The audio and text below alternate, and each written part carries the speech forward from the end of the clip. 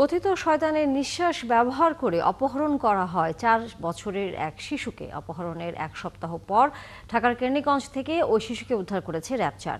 এই ঘটনায় জড়িত 2 নারীসহ 3 জনকে গ্রেফতার করা হয়েছে। র্যাব জানায় কী ধরনের রাসায়নিক দ্রব্য ব্যবহার করে অপহরণ করা হয়েছে এই বিষয়টি নিয়ে অনুসন্ধান চলছে। তবে চক্রটি নিঃসন্তান এক দম্পতির কাছে 2.5 লাখ টাকার বিনিময়ে বিক্রির চেষ্টা করছিল বলে জানায় র্যাব। বিস্তারিত সাজিদ সরকারের প্রতিবেদনে।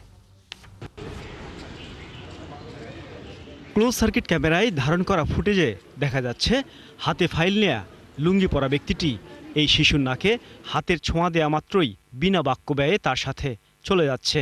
দেখে মনে হচ্ছে নিকটতম কোনো আত্মীয় তাকে নিয়ে যাচ্ছে। এরপর নিখোঁজ ছিল 7 দিন। তানহা পাখি নামে শিশুটির বয়স 4 বছর। তার বাবা জানান 23 অক্টোবর সন্ধ্যা 7টায় তানহা পাখি মিরপুর 11 নম্বরে নিজ বাসার সামনে খেলছিল। কথিত শয়তানের নিঃশ্বাস নামের রাসায়নিক ব্যবহার করে লোকটি শিশুটিকে নিয়ে যায়।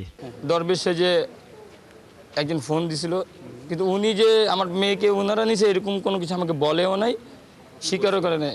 উনি বলছে যে জিনের থেকে আমার মেয়েকে এনে দিবে। 11 মাস বয়সে মাকে হারিয়ে বাবার আদরে বড় হয় তানহা।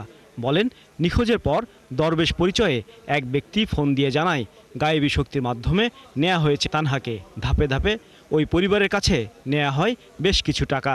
পোস্টার ছাপাইছি, নিউজ ক্যামেরাতে দিছি, তারপরে বাচ্চার ছবি জায়গায় জায়গায় দিছি, তারপরে শেষে থানায় গেলাম।